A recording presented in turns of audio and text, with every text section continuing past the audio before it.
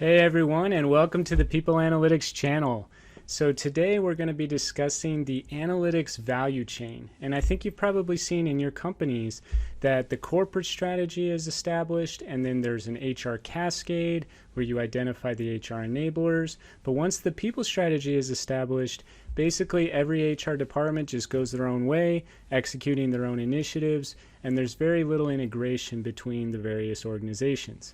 This analytics value chain actually gives you an opportunity to connect everything together. It's an 8-step process, and in addition to telling you what to prioritize, it also walks you through the correct sequencing of events. And I think you're going to be surprised that certain activities that you would think typically are less important in HR are actually one of the most important elements and are at the top of the analytics value chain.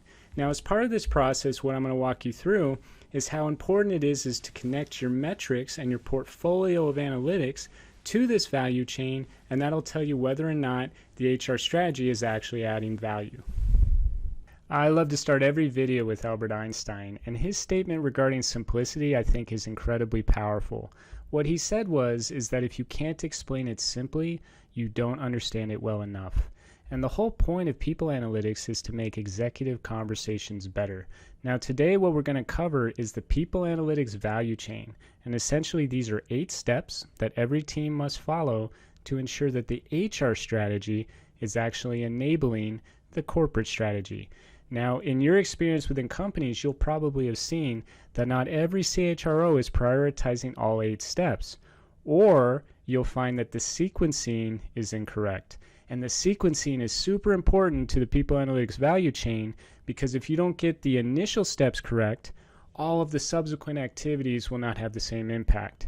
So as we go through the people analytics chain, focus on the 8 tasks, but also the sequencing. Taking a look at the people analytics value chain, the top green boxes are the first 2 steps. You originally begin with the corporate strategy formulation, and then that cascades down to the people strategy, where you're identifying the HR enablers that actually add value to the corporate objectives. Now we're going to go through all of the 8 steps in the analytics value chain, but the one thing I want to highlight for you is the sequencing is super critical, and it's actually counterintuitive. So the first step is strategic workforce planning, where you identify your skill requirements as well as your build, buy, borrow, and automation goals. But then moving to the second step, diversity and inclusiveness. I'm sure most of you have not seen D&I be the second highest priority within the HR function. But as we go through this, you'll see the logic around that. So the point is you start with corporate strategy, then HR enablement, then you proceed through these following 8 steps in the right sequence. Now, connected to the people analytics value chain are these key deliverables that the analytics team does for every single step. So these 6 processes are embedded in every step as you move through the sequencing, from strategic workforce planning through learning all the way to employee sentiment and so forth. So the first is HR data governance. Then you move into descriptive modeling to create your baseline metrics. The next 3 deal with machine learning, whether that's supervised, unsupervised, or your Markov states, your reinforcement learning models. The last one is about analytics portfolio optimization, and the idea is every model you build, you want to make sure is part of an efficient portfolio that's connected to an improvement method that's actually driving the HR enablers. So as you think about the analytics value chain, remember all 6 of these processes are embedded in every single step. The first and most critical step in the analytics value chain is strategic workforce planning.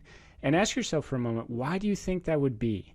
And essentially, from a corporate strategy perspective, it's really important that the CEO understands what skills does the company currently have, as well as what skills are needed moving forward in order to achieve the objectives being established. And as part of this, you really want to understand the mix of staffing. This includes your build, buy, borrow, and automate strategy. But more important than that, you also understand what is the productivity factor of employees year over year. A lot of mistakes companies make is that they assume employee productivity remains flat every single planning cycle.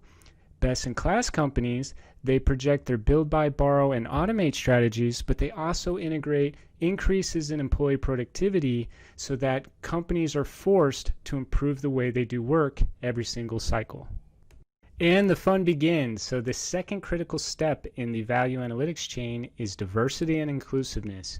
Now, I'm sure you've seen in your companies, very rare for D&I to be this high of a priority. The executives might provide lip service to it. It might be an initiative that they care about, but D&I is rarely the second most important priority in terms of the HR domain. But if you're actually going through the sequencing correct, you'll understand that the logic of having D&I be this important makes total sense. So from a strategic workforce planning perspective, we've calculated our build, buy, borrow, and automate, and we've established an employee productivity factor. We also know the skills required for the future.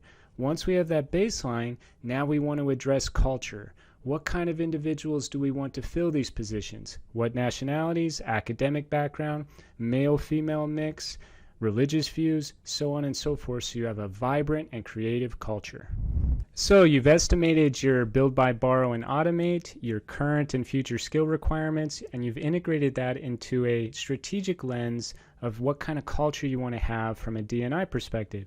Now, the next step is not talent acquisition, which most people would think. It's actually talent retention.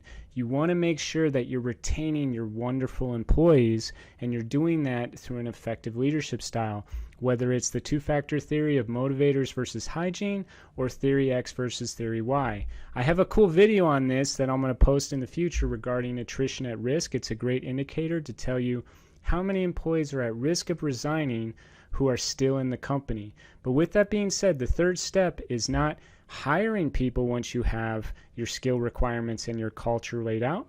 It's making sure that your great employees that are currently part of the company are retained, motivated, and led well.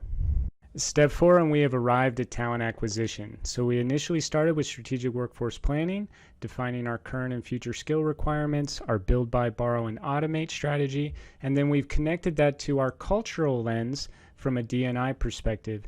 Then we looked at our current employee population and decided what is the retention strategy to keep the top performers. Once that's in place, then we figure out what are the gaps from our strategic plan and our top performers, and how do we go hire those gaps.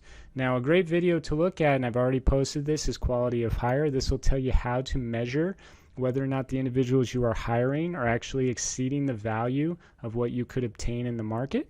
But with that being said, talent acquisition looks at really two things. You want to prioritize the emerging domains that not only satisfy the current requirements but actually align with the future of work, and you want to make sure that you're maximizing employee productivity with those you hire. Moving to step 5 of the analytics value chain. Now remember, all of those 6 processes that I mentioned earlier around machine learning and descriptive statistics will be done for all of these steps. So once you have your strategic workforce plan, your culture as defined by D&I, and then you've applied that to your incumbent workforce and then also set about hiring those key gaps, the next is you want to train your employees. And you can do this by looking at a couple of things. Learning days per employee is a good metric, and I have a video on that, but also return on training investment. These are things that'll tell you about whether or not the skills you're investing in are actually enabling the HR section of the business, but also making sure that your corporate objectives are being achieved. Training for training's sake has really a minimal impact on motivation, but if you're ensuring that training is actually optimizing performance and it's helping advance someone's career path, it's going to help employee sentiment, and then it's also going to ensure that productivity levels are achieved. Step 6, you're dealing with employee sentiment, and it's really this step that you get to flex your technical muscles, whether it be in R and Python, Tableau, Microsoft Power BI. This is the step where you can do some really fun analytical measurements. Now, the annual employee survey is essentially a waste of time. You really want to make sure that you're capturing as much structured and unstructured data regarding employee sentiment as possible. This could include wearables, it could include the texting, the social media, and so forth. The goal is to capture as much data as you can in a very positive way. Now, what you're going to find with employee sentiment is that it changes based on the situational factors. So if someone's giving an executive presentation, there's a sentiment analysis for that. If you're talking about promotion periods or performance management, sentiment analysis must change. So as you go through your analytical models, they're not static. They should be dynamic and adjust based on the situational factors within a given day. Step 7, and I always kind of laugh at this step, is that typically for large companies, talent assessments are one of the biggest investments that HR makes, whether it's 360 feedback, leadership readiness, time to change, and so forth. They engage external vendors and they pay a lot of money to tell them, is a leader actually ready for the next job? How's a leader doing in the role? And interestingly, when you look at the value chain, this is the 7th step. And if you think about it logically, imagine if the company is not doing its workforce plan correctly, it hasn't established a clear D&I policy, it hasn't retained its top performers, hasn't hired, hasn't learned, and then also hasn't ensured that employee sentiment is on track, then basically when you engage in talent assessments, it's going to tell you that a leader is ready, even though you actually don't know how HR is enabling the business and whether you have the right culture or not. So talent assessments are important, but the sequencing is even more critical. This is the 7th step. And the last step in the people analytics value chain is actually organization effectiveness. And I have a great video on this if you want to check it out. It deals with employee productivity, but essentially org effectiveness, it looks at a couple of things, not only employee productivity, but also risk management, business continuity, and safety. And a lot of senior executives really emphasize this when they're looking at how HR adds value to the business. Ironically, though, this is the last step in the process, and I think you can see as I've gone through this, if you don't do the first 7 steps correctly, trying to drive organizational effectiveness, especially in the risk management and safety domains, is going to be incredibly difficult. So the sequencing is very important because ultimately analytical models build on each other. And if you do those 6 processes and you integrate machine learning and you make sure that your strategic workforce plan is correct, your D&I plan is correct, and then you proceed through all the steps, once you get to the last step, you'll actually be able to have an impact.